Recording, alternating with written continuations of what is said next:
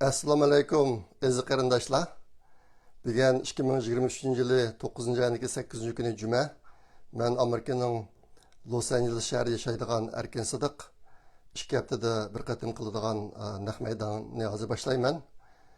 Bu haftadagi meniki eng cho'ng sizlaydigan uchurum Uyg'ur Project Fondi bilan Mashal Uyg'ur guruhi birlikda birlashtirgan İstanbul'da 20 2023 degan faoliyat mush ayniki 23 ve 24 günleri İstanbul'da elip berildi. Hazır bu faoliyatniki o'rni aniq bo'ldi. Yaqında bu hafta men Facebook'larga, WhatsApp'larga bir uqtirishni chiqardim. Bu faoliyat İstanbul Sabahattin Zaim Üniversitesi'de bo'lmoqchi. Bu üniversitedeki en yaxshi zalni hal qilishda doktor Burhan Said inimiz nayti kuch chiqadi. Men mushu fursatdan foydalanib bu inimizga chin ko'nglimdan rahmat aytaman. Albatta bu faoliyatga men borman. Hamda leksiyamni so'zlayman. Jami 20 leksiya bor 2 kun. Bir adam yarım soatdan so'zlaydi. Ondan keyin tushdan burunni 2 guruhga, tushdan keyin 2 guruhga 2 bo'lim qilib yaparmiz. 2 bölümün aralıqda tanafis var. Ondan tuş tamaq vaqti 2 saatga yaqin. Bunda bo'lishga sabab şu liseye kelgan qarindoshlar o'zaro ko'rishib, paranglashib qilishiga, tush tamaq yeb, namoz o'qib qilishiga biroz vaqt yetarli bo'lsin deb boshlab qildik. Xuddi maktablarda dars o'qigan o'xshashlar bo'ladi. Bir odam yarım saat so'zlaydi. Ondan keyin har 3 odam so'zlab bo'lgan chaqda 15 minut savol javob qildigan vaqtimiz bor. Tushdim boshda kechdim ham shunday bo'ladi. Tanafusdan burun. Shunga hozircha muqim bo'lib bo'lgan leksiya so'zlagan kishi 20 odam. Men o'tgan yil 11-oyda bu faoliyatga İstanbulda 20 leksiya deb ism qo'ygan. Ammo cho'qim faqat 20 odam bo'ladi deb o'ylamagan o chaqda. Bu xuddi bir ajoyib bir ish bo'ldi. Hozir qadar maqala yo'llagan qarindoshlarning soni 45 dak odam bor. 50 parchadak maqala, dastlabki maqalalarniki qisqacha mazmun o'tirib tushgan. Bağlash guruhi ulardan 37 odamniki 44 parcha maqolasini tasdiqladi. Ba'zi qarindoshlar maqolasini bitiramay qoldi, shunlar uni kirmadi. Shunga bu 44 parcha maqolani biz to'plam qilib bir kitob qilib chiqarishga tayyor qilib qo'ydik. Xudoyim bilsa kitob leksiyadan burun nashrdan chiqdi. Biz şu leksiya maydoniga opirib uni leksiyaga kelgan qarindoshlarga birdan taqdim qilamiz bu kitobni. Bu leksiya faoliyati amallanishni uchuq, shunga vaqtinglar bor, imkoniyati bor qarindoshlar kelib qatnashsanglar bo'ladi. Ondan keyin bu leksiya faoliyati meniki burungi orzuyim xuddi bir 2 kunlik bikaga ders o'tib turadigan oliy maktab darsidek bir faoliyat bu. Anayda köp bilimler var, veya sözlenen köp bilimler var. Chet eldeki ziyali qarindoshlarimiz o'zimizda to'plagan bilimleri. Ashta bu boshqa agar imkoniyatinglar bo'lsa boshqalarni tashlab kelib qatnashinglar. Nurg'un bilim olasizlar 2 kun ichida. Ondan keyin shu yaqinda Uyg'ur axborot markazi 4 qitimliq videoda biz chiqarmoqchi bo'lgan davr va biz degan kitobga kirgizilgan 44 parcha maqolaniki ismi ve temisi ve Abdullah'ın ismini okup öttü şu video xabarda, Uyg'ur axborot markazi xabarida. Uni ko'p baxsanlar texmi ko'p mazmunga erishalaysizlar bu vaqtda. Ondan keyin bizningki orzuyimiz imkon bor shu leksiya jarayonini naq maydondan taqtish Facebook'da yoki YouTube'larda imkoni agar to'g'ri yosh bo'lib qolsa u yerda. Undaq bo'lmadi degan taqdirdami biz har bir kishiniki leksiyasini birdan leksiya videosi qilib yasab uni to'g'ri qo'yamiz. Keyin anglayalaysizlar. Ondan keyin kitobni biz bostirib taqatgandan boshqa uniki PDF nusxasi yoki elektron nusxasini to'rlarga qo'yib o'tamiz. Çünkü u yerda ko'ralaysizlar. Bu yerdagi maqsad imkon bor chet eldagi Uyg'ur ziyolilarniki bilimlarini imkon qadar ko'proq xalqqa yetkazish. Bu bizning tub maqsadimiz. Shunga bizning bu faoliyat boshqa faoliyatlarga ancha o'xshamaydi. Yana bir alaylığı biz intayin az chiqim bilib qilyapmiz buni. Shunga qarasangiz bizning hamma narsamiz oddiy, lekin mazmuniga bak eng yuqori darajada ko'ngil bo'lyapmiz. Uning maslahati bor, albatta men degandek bir kitobim bor, andagi videolarim bor. Shunga buni xalqqa vaqtlarda foydalana olasizlar. Bu faoliyatga Taklimakan Uyg'ur nashriyatidagi mas'uli Abdujalil Turan do'stimiz iqtisodiyotni yordam qildi. Andan Shimoliy Kaliforniya Uyg'ur jamoatimi yordam qildi. Men mush fursatdan foydalanib iqtisodiy jihatdan mush fursatdan foydalanib bu ishki o'ringa chin ko'ngildan rahmat aytaman Uyg'ur Project fondiga vakolatan. Undan boshqa yana bir saxovatchi inimiz chet eldagi shu davr va biz degan kitobni 500 dona bostirish haqining hammasini chiqarib beradigan bo'ldi. Bu inimizga men chin ko'nglimizdan rahmat aytaman. Shunday qarindoshlarning yordami bilan bu faoliyatga Uyg'ur Project fondidan qilgan chiqim intayin oz bo'lyotdi. Bu Xudoyimga ming shukr, Xudoyimga rahmat. Bu qarindoshlarimga ko'p rahmat. Shunga bo'lsa 2 kun 23-24 числа 2 kun shanba kuniga to'g'ri keladi. Atagan soat 9 dan kech soat 6:30gacha bo'ladi bu faoliyat. Shunga imkoniyati bor qarindoshlar kelib qatnashinglar. Bu qandaqdir kep qatnasanglar biz bir foydaga erishadigan ish yo'q bu yerda. Bu asosiy maqsad biz mushunday bir faoliyatni qilish orqali hozirgi davrdagi Uyg'ur ziyolilariniki bilimi, aqlini millat uchun xizmat qildirish. Mushunday bir narsani maqsad qilgan biz. Ashta boshqa kep qatnasanglar o'zingizning bilimga erishsizlar.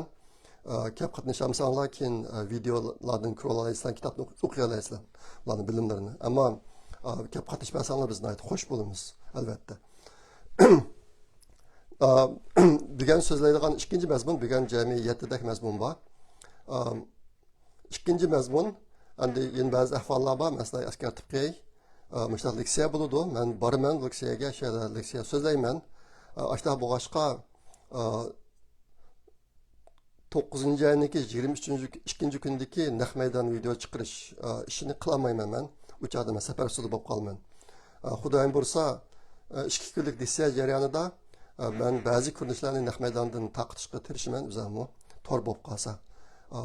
Men shu Turkiyada bo'lgan bo'g'ashqa kelar qitimliq naq maydon videosini qilmayman.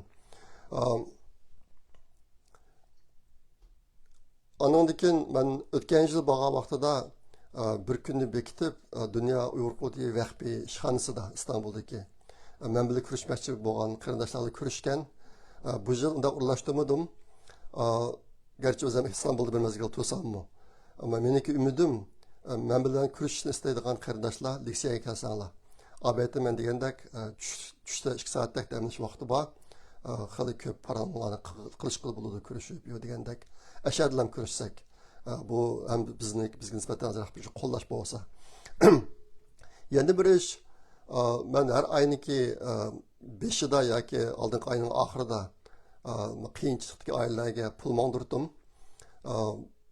10-oylik pul biroz kechikdi. Men safarda bo'lib qolganligim uchun. Bu ayniki o'tirida chiqib qolaman uydan, andan kelar ayniki 5-ida daran qaytib kelmasda bo'g'ashqa ehtimol kelar oylik pul qulunlarga 10-oyniki 4 yoki 5-kunlari tegish mumkin. Buni oldin deb qaydadim sizlarga. Endi yordam qilayotgan qarindoshlar pulni burunqidaqlar avat versanlar bo'ladi. Men kelganda kelam pulni mondirdim Turkiyaga. Endi hozir iqtisodniki nacharlashishga erishib Türkiye'de o'ziniki bolalarni o'qitishda qiynalıyotgan aileler ko'payishga boshladi. Menga to'xtamay bu jihatdan aloqalar kelyapti.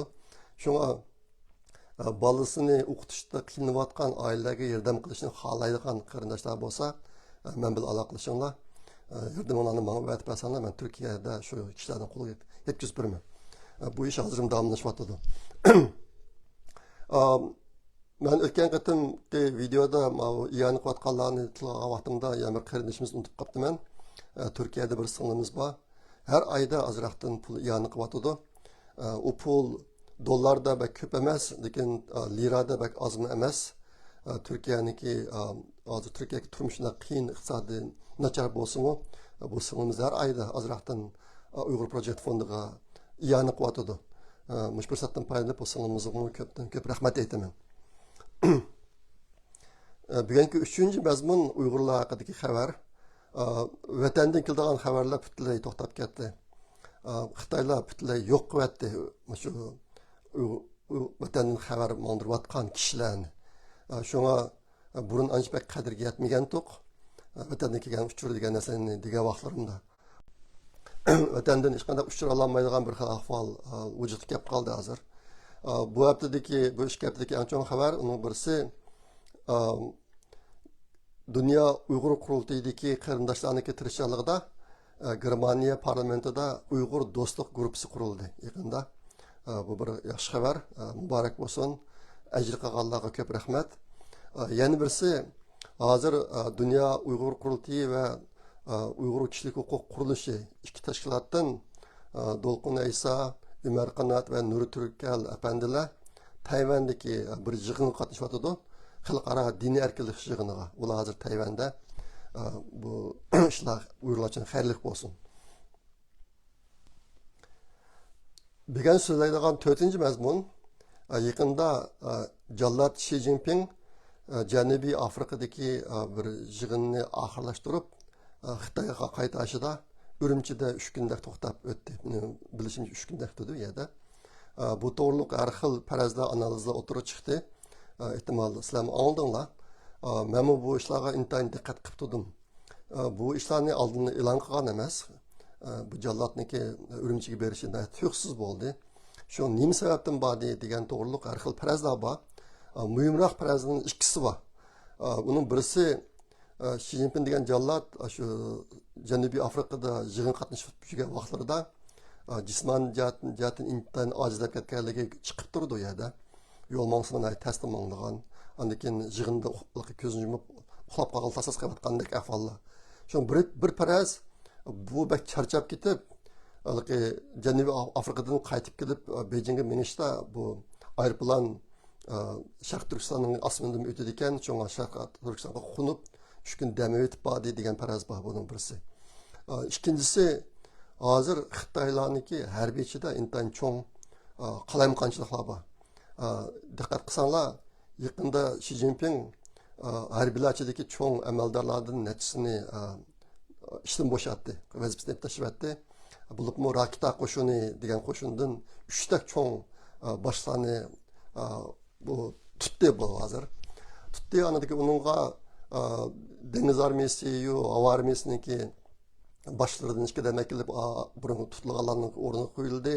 Düşkününe sabık Xitay Devlet Müdafiə Ministerini mi təşkilçi başlattı degen gaplar var. Işqilib, hazır umumi vəziyyətdən qaraganda Xitay hərbiləri içində Xi Jinping'e qarşı bir güç var ekan. Xi Jinping'in aydın narazı. Şundan işqilib bir siyasi özgürlük qilish haqida ish qilayotgan yoki ag'dur etishga Xi Jinpingni yiqitishga tirishayotgandek ahvollar bor ekan. Şuna bu qatimki Xi Jinping'in Urumchida to'xtashdagi ikkinchi sabab Sharq Turkistonga joylashgan Xitoy qo'shinining soni intayin ko'p. Men uniki konkretni nisbatini aniqlashga ulgurmadim. O'zimning farzimcha 25%dan ko'p bo'lishi mumkin. Tangritog'ning ichida intayin ko'p Xitoy armiyalari bor. Shunga o'tganda Xitoyda bir oq qog'oz harakati yuz berdi. Bu harakatga piltak bo'lib qolgan ya Urumchidagi bir binoga o't ketib 44 Uyg'ur o'lgandan keyin shundan keyin Xitoyda bu bir harakat portladi. Shunga hozir Xi Jinping intayin andisha ichida yashaydigan bir holatga kelib qoldi. Shunga harbiychilikka qalamqonchilik shu Xi Jinpingga qarshi kuch mushjatda biroz tadbirlarni qo'llanish uchun bu oldi bilan Urumchiga berib Sharq Turkistonda turayotgan harbiylarga xizmat ishlab muqimlikni qo'g'dash jihatda biroz tirishchilik ko'rsatdimikin degan farazlar bor. Endi yaqinda 2 yil mashinaviy degan Xitoy 200 mislarga zarba berish degan gaplarni shu Xi Jinping bo'lgan vaqtga yig'inlarda o'tirib qo'yib yo'shlar qilibdi. Menimcha bu Xi Jinpingniki Urumchiga berish ishida tashqi dunyoga qanday ta'sir berish, tashqi dunyoga qanday tashviq qilish, mushjatdagi bir nayrangvozlik deb tushunaman men. Nima desanglar, endi Uyg'urlar ichidagi 200 mingcha kishilar Uyg'urlar taltikus yo'qitilmoqchi yo'qimaydi. Nurg'un burun oshkora aktiv holda Uyg'urlarni yetaklab sarxillik qilayotgan kishilarning hammasi tutilib ketdi. Lekin umumizga aytgan chog'da Uyg'urlar ichidagi Xitoy hukumatini qabul qilmaslik, Xitoyga bosh emaslik, Xitoyniki hozirgidek tutgan siyosatlarga yo'l qo'ygan siyosatlarga norozi bo'lish jihatdagi ruhiy holati o'zgarmaydi. Shunga Uyg'urlardagi 200 ming tugamaydi. Lekin hozirgi vaziyatda asosan hozirgi turma lagerlarga kirmagan jamiyatda yashayotgan kishilarning ichida 200 mingni ochiq oshkora o'tirdi ifodalaydigan holat mavjud emas hozir. Mushundaq bir vaqtda yana mushundaq gaplarning ta'kidlanishi meningcha bir tarafdan bu Xitoyga qaratilgan deb o'ylayman. Nimishqa degan chog'da hozir Xitoy harbiy qo'mondonlari ichida Xi Jinpingdan yuz o'raydiganlarning soni ko'p ham ko'payyapti. Shular qaratilgan deb o'ylayman. Yana bir jihatdan bu qandaqdir bir tashqatdagi narangvozlik deb tushunaman men.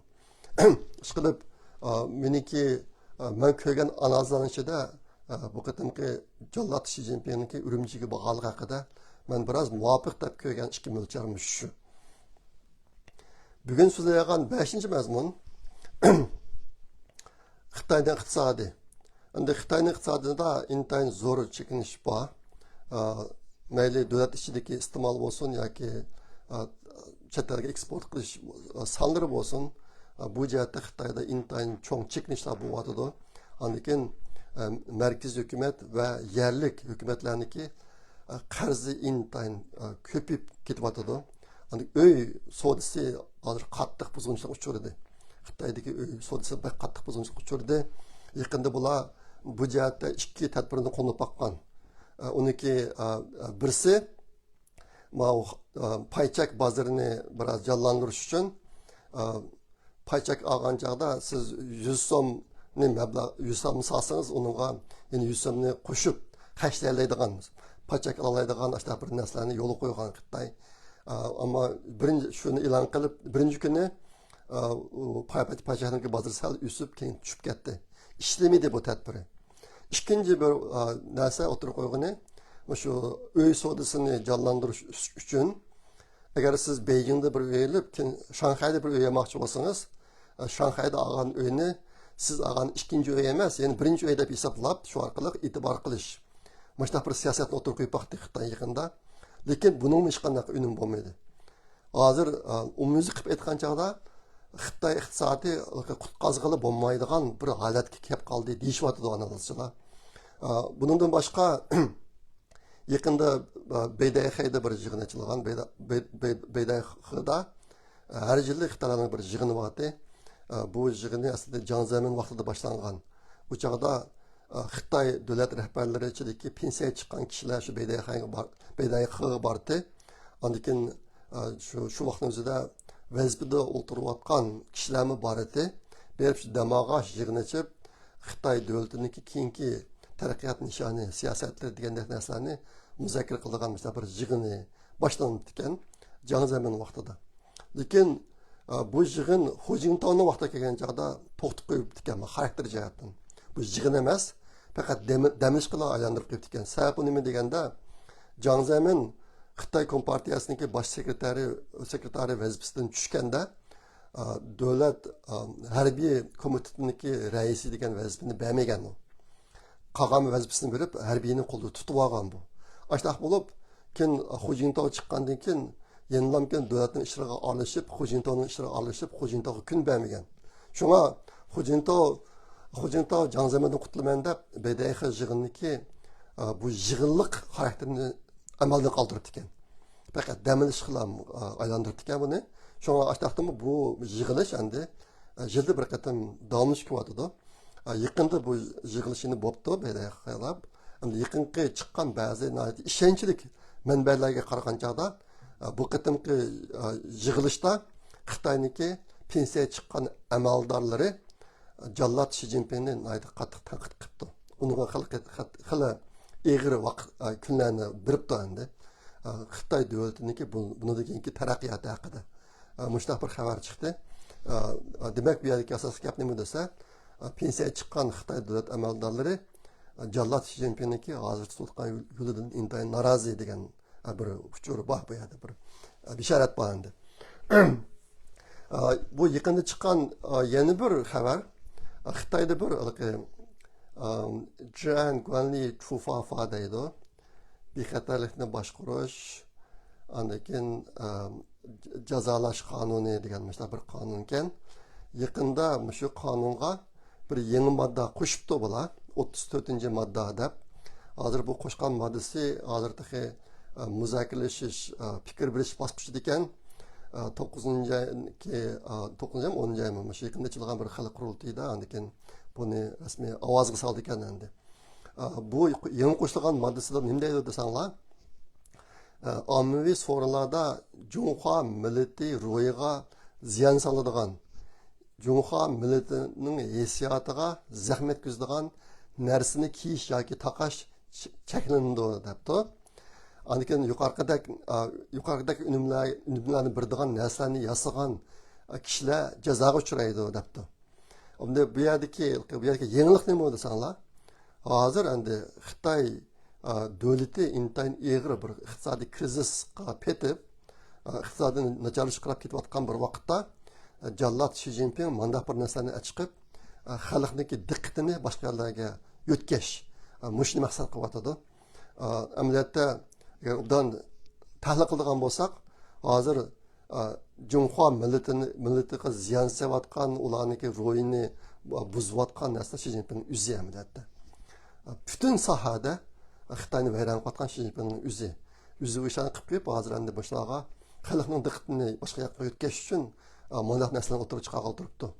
Bu qaramaqa bakcho'ng xabar emas, bu yerda endi deb qo'ydiganim hozir endi Xi Jinping xalqning diqqatini boshqa yoqqa burash jihatda tirishchiliklarni ko'rsatyapti. Aslida Xi Jinpingning maqsadi Tayvanga hujum qilishdi. Onundan qat'iy voz kechmagan, hozir voz kechmagan bo'lishi mumkin.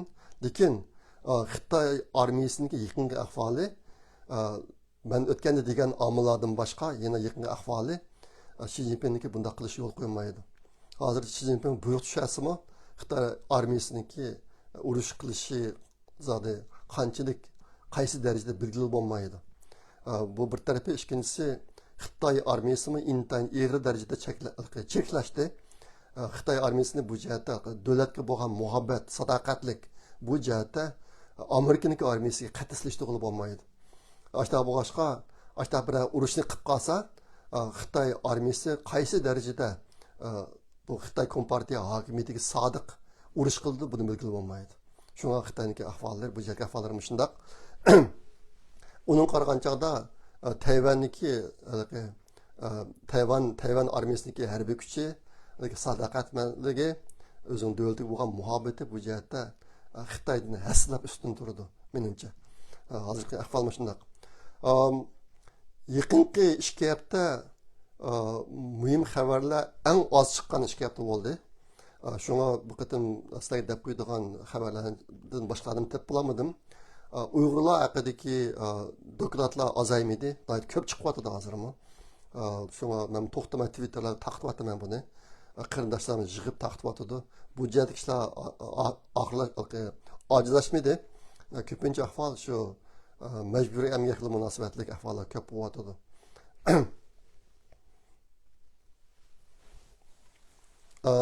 Bugun deyilgan 6-mazmun shu 9-ayning 29-kundan 10-ayning 6-kungacha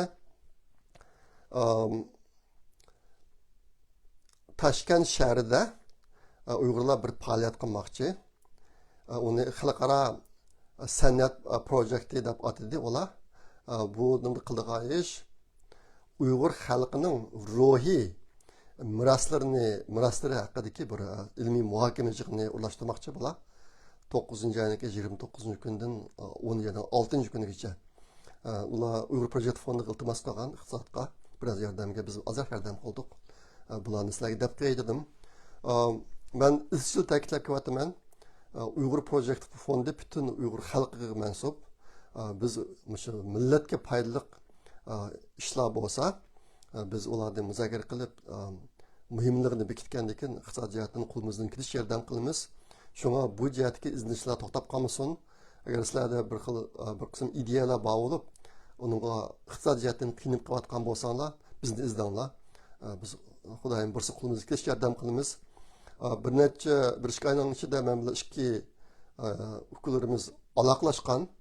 Ularlarniki birisi bolalar hikoya to'plamini kitob qilib chiqarish to'g'riliq men bilan aloqalashgan. Men shu bir plan yozing, biz muzokara qilib qaror qilaylik degandim.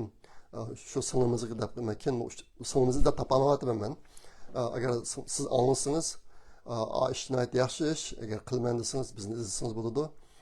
Yana bir inimiz shu naiti hikmatlik so'zlardan tuzilgan YouTube videosi ishlab qisqa bir qancha minutlik taqtotgan bir guruh inlarimiz bordi. Sizlarning videolaringizni men yaxshi ko'rgan. Shulardan birilar men bilan aloqalashganlar. Ashtaxnasini qilg'imiz bordi, yordam qila olamizlar deb. Men bir plan yozib o'yatdim dedim. Bizniki plan deganimizda naiti murakkab plan tuzinglar demaymiz biz. Yerim bir kishilik nima ish qilmoqchi, qanday qilmoqchi, uning qancha tayyorlig'lar bor, qancha pul ketadi. Shularni yozib bizga o'rsatsanglar, biz muzokara qilamiz uni. Shunga ma ikki turni boshlagan ukalar to'xtab qolmanglar. Bir ishni boshlab to'xtab qo'ymaslik bek muhim. Shunga to'xtab qolmanglar, bizni izdanglar qaytadan. Andan keyin 7. mazmun, buni sizlarga degandim. Bir inimiz var, Türkiye'ye berib yo'qolib ketgan Xotan Qarqashliq 1995 yılda tug'ilgan inimiz. Bu inimizniki bir aksi chet elda, boshqa davlatda bu inisini izlab topolmayotdi. Hozirmtixi ini xavri yo'q ekan. Xotan Qarqashliq 95 yılda tug'ilgan inimiz. Agar siz bu videoni ko'rsangiz, meni izlang bu qatam İstanbulga borgan vaqtimda, agar siz Turkiyada bo'lsangiz, kurashaylik. Endi insonchilikda bu bek muhim ish. Bir odamniki bir inisi yo'qolib ketsa, aksimi bek ansiraydi, vatanniki ota-onasini bek ansiraydi. Vatanniki ota-onasiniki zulmning ustiga zulm bo'lyotdi bu ishniki. Shu meni izlang kurashaylik, agar bo'lmay, agar boshqa qarindoshlar bu inimiz to'g'riliq ashuni tepib olsanglar, shu inimizni tepib olsanglar, ma inimizniki aksi biraz iqtisodiyotdan haq to'lasam mayli deydi. Shu darajaga kelib qoldi. Jiddilashib, shunga bu ishni bir taklif qildim. Amisi bo'ladi. Bu qatim deydigan mazmunlar shunchalik. Shunga Xudoyim bursa, kelar qatim Istanbulga kirishaylik. Xayr xo'sh, Allohga omonat.